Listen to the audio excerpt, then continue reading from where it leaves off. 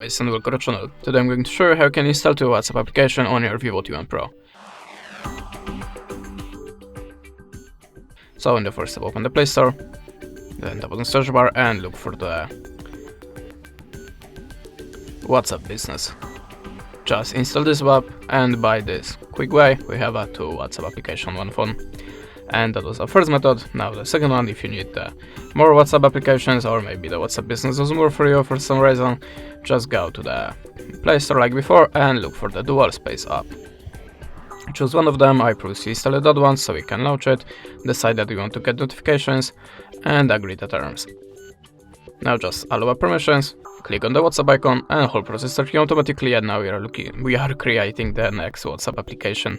And that's it, this is how it works. Thanks for the watching, leave us a subscribe, a comment, and goodbye.